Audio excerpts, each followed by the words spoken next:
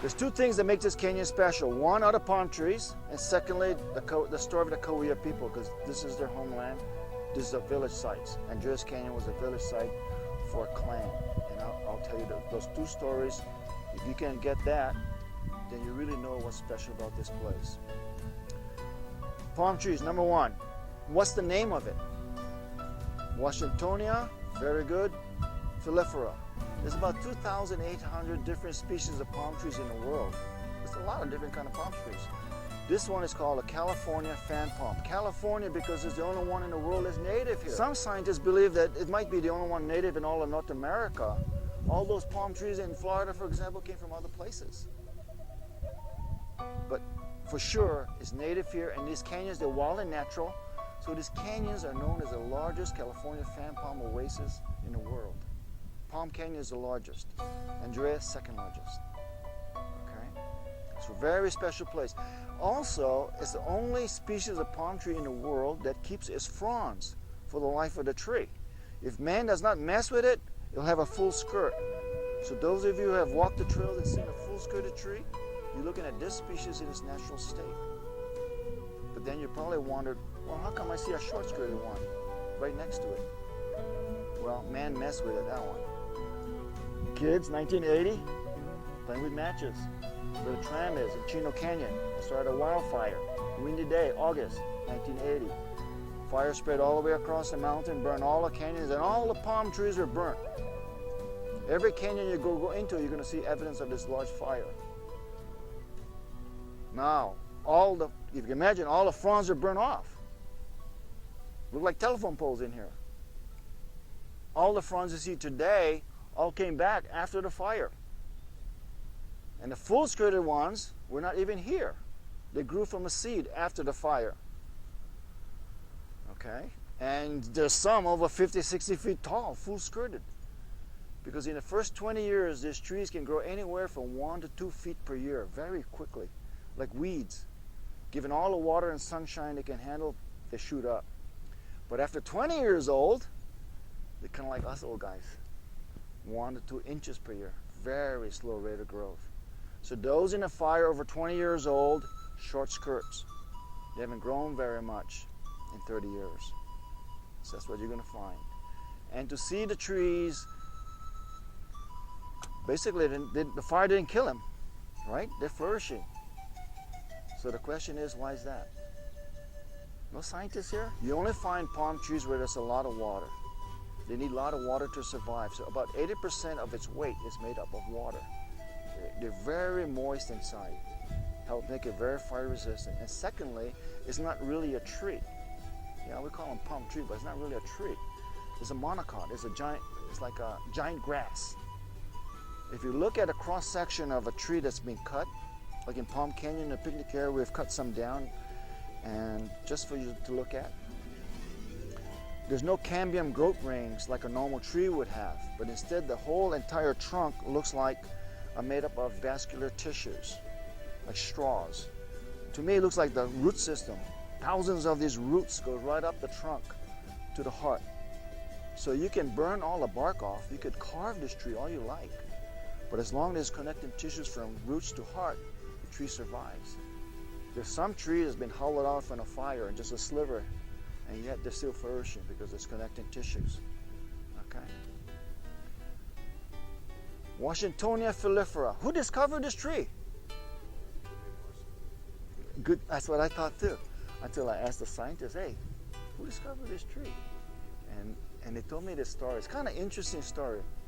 It was actually discovered in the 1800s by a German scientist, never been to America.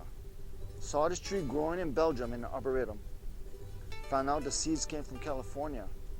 And he knew it was a very unique tree among all he've seen and was never discovered. And so he named him after the father of our country, George Washington, Washingtonia. Filifera, he gets the name, is if you look really closely at the fronds, look at the edges. There's a stringy, long, stringy, hairy things like threads hanging out from it. That's the filifera. And actually, we got a bird, the oriole. The Scots and the hooded oriole builds their nest using the filifera. The palm tree here, a healthy palm tree can provide maybe up to 500 pounds of fruit. It looks like little blueberries with hard seed, very little meat. Of flesh. Right now it's very late in the season, so they all dried up. In October, November, when they ripen, they're very soft and juicy, and they drip, and they're very sticky. It tastes like dates. Very sweet, very nice. And the kawia, that was a major food source for them. Palm tree was probably the most important plant to the Kawia people. In fact, it's the only plant I know that has a legend to it. It's called the Legend of the Palm Tree. Has anybody ever heard of that? No? Okay, let me tell you real quick. Kind of neat story. A long time ago, no palm trees in the area. And there was an elder, his name was Maul. Maul felt that his days were getting short.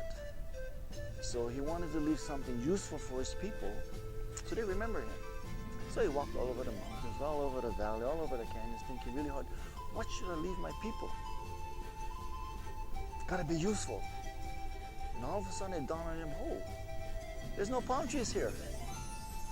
So he decided to leave the people the first palm tree. He went out to the East Valley along the San Andreas Fault, many springs there. Found a nice spring, stood firm and still next to it.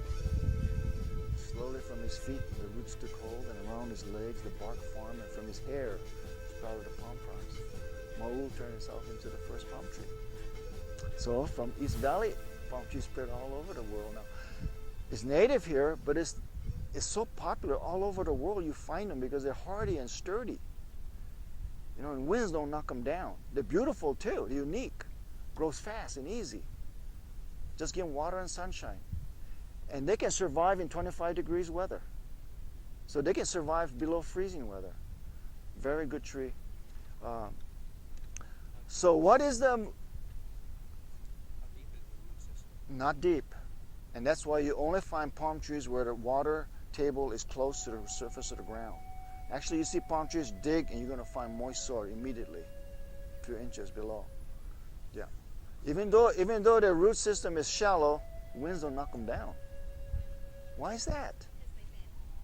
That's true. They bend, not like the oak tree.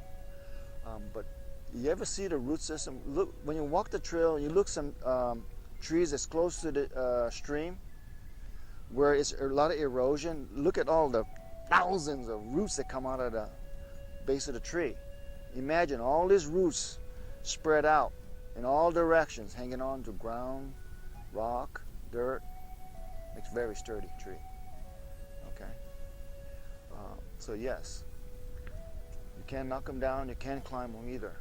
So how do they harvest the fruit anyway? Anybody know? Get a willow pole, cut a notch in them, reach up, hook onto the fruit stem, twist it, pull the whole stem down. You don't wait for the thing to fall naturally. It's too late. The animals will gobble them all up. Now, if your pole doesn't reach, you know what they did? They made a throwing stick for hunting small game like rabbits, quail, dove. Look like a boomerang.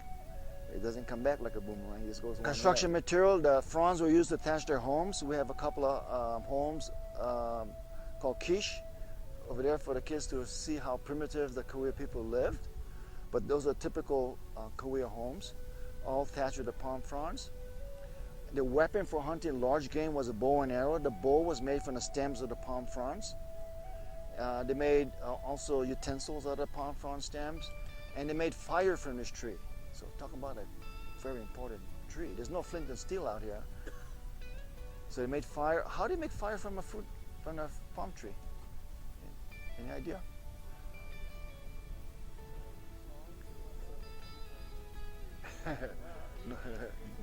Magnifying glass would be really helpful. They took the fruit stem and made a fire drill.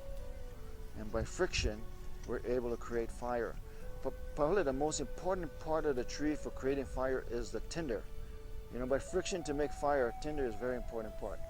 And they took the tinder where the palm frond attaches to the trunk of the tree. Remember, it attaches for the life of the tree. Very fine fibers. Take a look at some of them. Really fine, dry fibers. That's what they harvested for the tinder. It caught any kind of hot amber, started blowing on it, it's just exploding into flames. So, very important tree. There's another food source the palm tree provides. Any guesses? The heart. Anybody eat the heart of palm? Oh, good, healthy. The heart of palm, however, was called the food of last resort. Starvation food. When you have nothing else to eat, then you eat the heart. Why is that? You kill the tree. You take the heart, you kill the tree. There you go. Wow. Palm tree can maybe grow about 80 feet tall, maybe 200 plus years. So the oldest trees are the ones where the quiches are. Those are the giants. Those are the old ones, all in the fire. And by the way, to see the canyons with some trees burnt and some not is the kind of like the way when the Cahuilla lived here. They wouldn't burn the whole canyon, but what they would do when they lived here is they would select certain trees and they would burn all the fronds off. Certain time of the year, burn all the fronds off, and what they found is after the fire, more fruit would be produced by the tree. Tree became healthier. So they used fire to increase their food source. Okay? And I was asking a scientist, how come the tree got healthier? The scientist told me, well, what the fire does is kill the palm beetle. The palm beetle is a big beetle with big jaws that enters from the top, eats their way through, make more beetles in there, and all those little beetles eat their way out and creating holes about this size. When you see a tree riddled with holes like this, those are the exit holes of the palm beetle, and they can kill the tree or make the tree sick because they cut the vascular tissues so nutrients can get to the heart. So what fire does is kill the beetles, tree became healthier. We don't burn them anymore. We just let the beetles have their way. We don't do anything to them. Main village is there. Leader lived there. But over time, all of these canyons were inhabited by families that developed into clans. So the members of the Awa Caliente band today can trace the ancestry to one or two of the three ancient clans, one of these ancient clans. The largest clan, the original clan, occupied Seki, Chino Canyon, where the tram is, and Takush Canyon, basically in downtown Palm Springs area, and they were called the Fox. In Cahuilla, Kawasiktam, the people of the Fox. The clan that lived here in Andreas and in Murray were called the people of daylight, the Panictum clan. The leader of the Panictum clan, when the Spanish arrived in the early 1820s, they called him Capitan Andreas. So Andreas Canyon is a family name. These are called honey mesquite. A large grove of honey mesquite trees was growing around this hot mineral spring in the middle of downtown Palm Springs. Main village is there. Leader lived there. But over time, all of these canyons were inhabited by families that developed into clans. So the members of the Agua Caliente band today can trace the ancestry to one or two of the three ancient clans, one of these ancient clans. The clan that lived here in Andreas and in Murray were called the People of Daylight, the Panictum clan.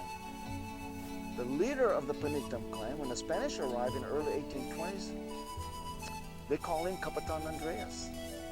So Andreas Canyon is a family name. The smallest clan lived in the largest canyon, Palm Canyon. 5 families lived right below the trading post. Even when California became a state, 1850, Indian had no rights. You want to kill an Indian, go ahead. Kill an Indian, no one will question you. Indian has something you want, take it. No one will question you. So being Indian was not a good thing. Let me tell you a sad story.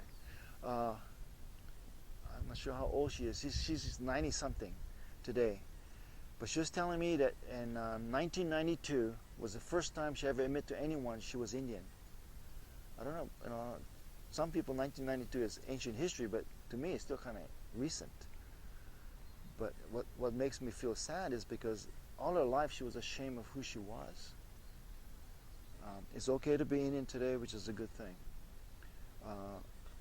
And by becoming Mexicans, they're still here, they survived. Today the population, all the bands combined, are around 2,500 something. So they really haven't recovered since 1862. Some bands are really strong and some bands, no. Agua Caliente band, good, very good. 1925, they were down to about 50 plus members.